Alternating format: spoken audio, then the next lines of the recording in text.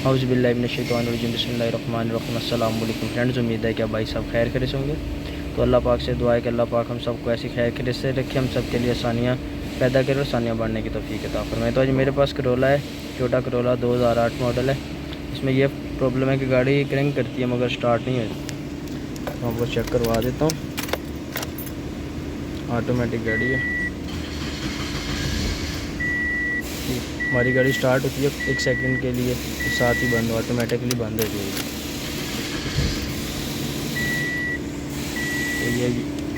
तो यहाँ देख सकते हैं इसकी सिक्योरिटी की लाइट भी शो नहीं हो रही। चाबी बाहर निकाली, यहाँ इसे बिलिंग करना चाहिए। जैसे इग्निशन ऑन करे ये लाइट बंद हो जानी चाहिए, मगर यहाँ लाइट ऑन ही नहीं हो रही। इग्निशन ऑन किया मगर लाइट हमारी ना ही ब्लिंक कर रही है और ना ही ऑन हो रही है। तो एक दफ़ा मैं स्कैनर लगाता हूँ, स्कैनर लगा के स्कैन करते हैं, देखते हैं किस चीज़ का प्रॉब्लम है।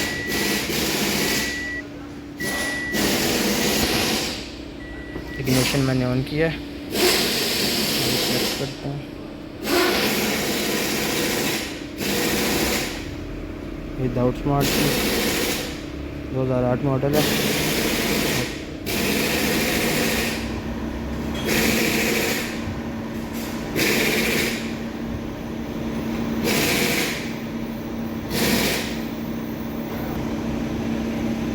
डायग्नोस कंट्रोल यूनिट, इंजन में चलते हैं सीधा। ओके,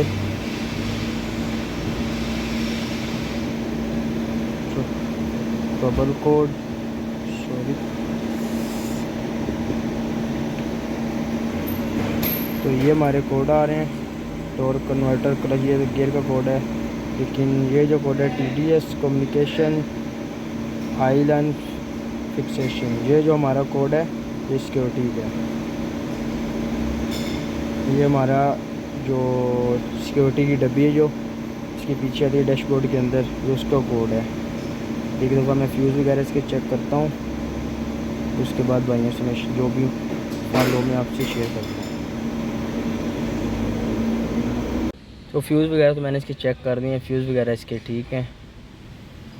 इसकी हम अब जो इमोबिलाइज़र वाली डब्बी है, जो इवापोरेटर कूलिंग कॉइल की बैक साइड पर आती है, उससे अब निकालेंगे। उसके लिए हमें इसका डैशबोर्ड खोलना पड़ेगा।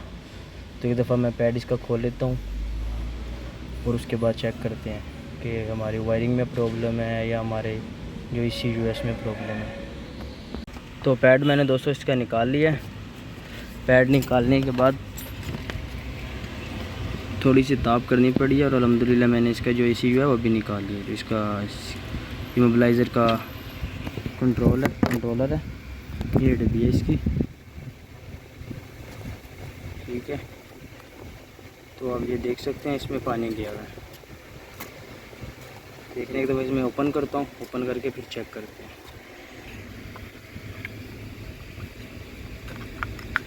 एक हाथ से वीडियो बना रहा हूँ, एक साथ साथ फिर काम भी कर रहा हूँ, इसलिए थोड़ी सी प्रॉब्लम हो रही है। तो ये आप देख सकते हैं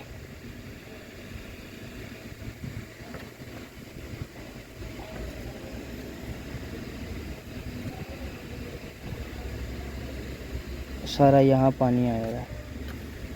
कोशिश करता हूँ इसे रिपेयर करने की, इंशाल्लाह उम्मीद है ये ठीक हो जाएगी। उम्मीद है इंशाल्लाह हो जाएगी, कर देंगे इंशाल्लाह। एक दफ़ा इसे रिपेयर करते हैं, रिपेयर करके लगा कर चेक करते हैं। इंशाल्लाह हो गई तो ठीक, वरना हम इसे रिप्लेस करेंगे। अक्सर इनमें पानी वगैरह चला जाता है, ये देख रहे हैं।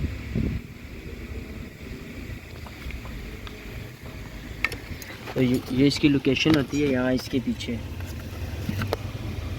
ये इसकी लोकेशन होती है। थोड़ी सी मैंने पेचकस वगैरह के साथ स्क्रू ड्राइवर से इसको ये बड़ी टामी डाल के थोड़ी सी टट दिया तो ये बाहर आ गई है। सूली तौर पर तो ये सारा ये मुकम्मल बॉक्स खोलना पड़ता है, इसके पीछे होती है इसकी लोकेशन। लेकिन अल्हम्दुलिल्लाह थोड़ा सा बस टाइम लगाया, मेहनत की है और यहीं से ताप हमारा टाइम थोड़ा ज़्यादा वेस्ट नहीं हुआ, यहीं से बाहर आ गया। देख सकते हैं ग्रिप में भी पानी की नमी है। तो एक दफ़ा मैं डब्बी को रिपेयर करता हूँ, फिर लगा कर चेक करते हैं। और एक दफ़ा हम इनकी गारंटी भी चेक कर लेते हैं। एक इसमें 24 स्विच का करंट आएगा, एक डायरेक्ट बैटरी से आएगा और एक अर्थ आएगा। तो टेस्टर मैंने पॉजिटिव पे लगाया हुआ है, ये जो पावर स्टीयरिंग की डब्बी है उसमें देख ये अर्थ किया, ये टेस्टर चल गया। एक दफ़ा हम इसमें अर्थ चेक करते हैं इसका।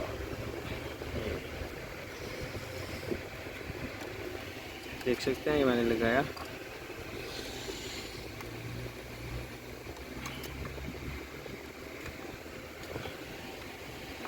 सोलह नंबर वायर है इसकी ब्राउन कलर की। ये लास्ट में ऐसे फिश पकड़ेंगे तो ये लास्ट में इसकी 16 नंबर वायर है ब्राउन कलर की, उसमें इसका नेगेटिव है, डायरेक्ट अर्थ है जो। और अब इसमें हमें दो करंटें चेक करनी है, एक इग्निशन स्विच की और एक मेन। तो टेस्टर को मैं नेगेटिव पे लगा लेता हूँ। तो टेस्टर को मैंने बॉडी ग्राउंड दे दिया है।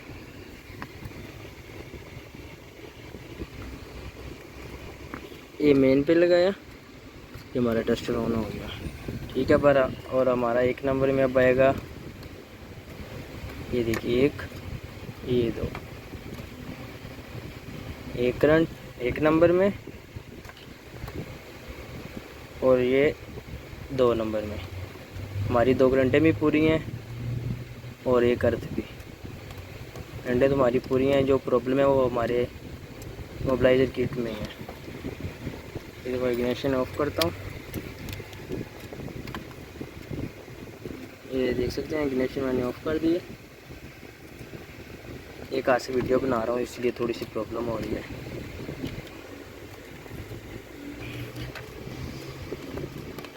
एक नंबर में हमारा डायरेक्ट मेन है और 2 नंबर में इग्निशन करंट।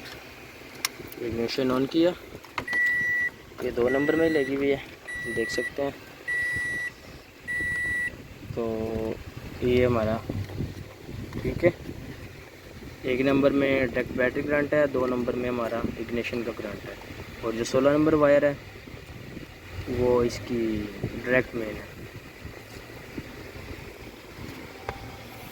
तो मैंने इसको वॉश वगैरह किया है पेट्रोल के साथ, जो एसी डेल को हमारे पास मिलती है सऊदीया में, उसके साथ भी किए, लेकिन फ़ायदा नहीं है। बहुत ज़्यादा प्रिंट इसके डैमेज हुए हैं, देख सकते हैं आप।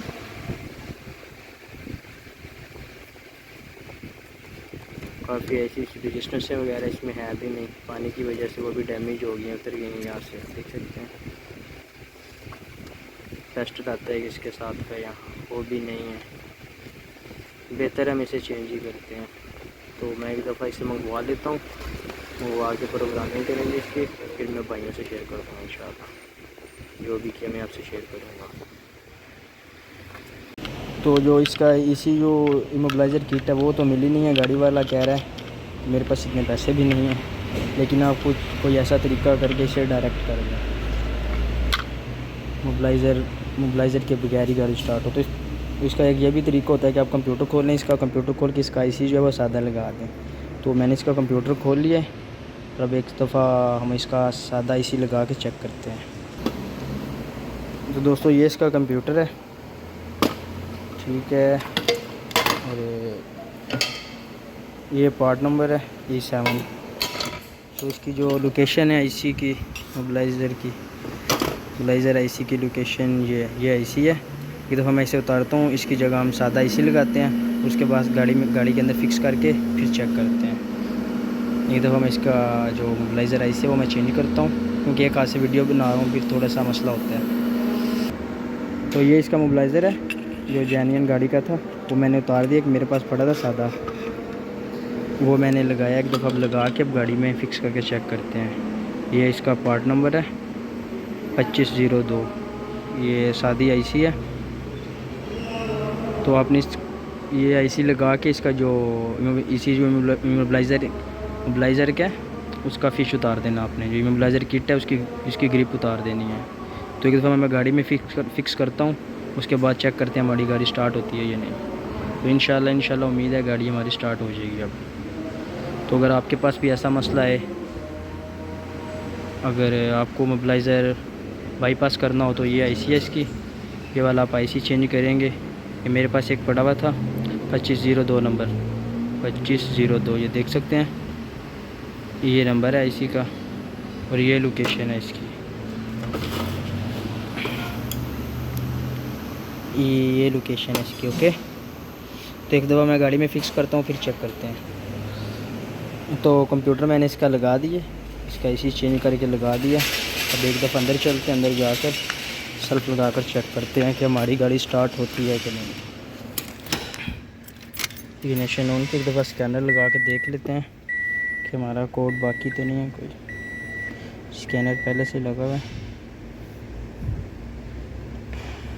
रोक लेते हैं इसे।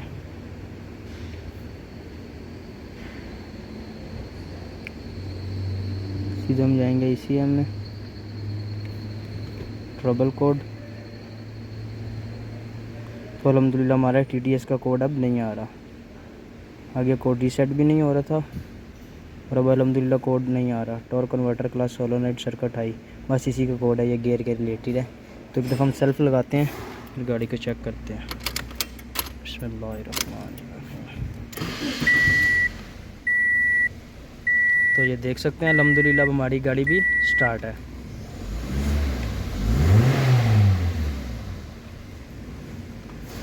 तो मैंने बस इसका ये कंप्यूटर से आईसी चेंज किया है।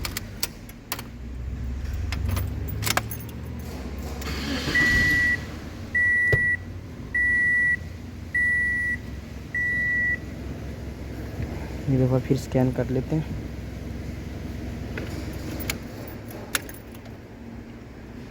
बस क्लच प्रेशर से उसी का कोड आ रहा है, गियर के रिलेटेड।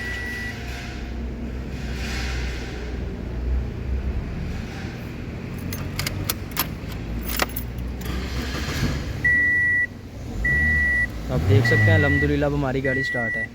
दोस्तों अगर वीडियो अच्छी लगी हो तो वीडियो को लाइक करें, कमेंट्स करें और अपने दोस्तों से ज़रूर शेयर किया करें और मेरे चैनल को सब्सक्राइब भी कर दें। अल्लाह हाफ़िज़, अस्सलाम वालेकुम, दुआ में याद रखिएगा।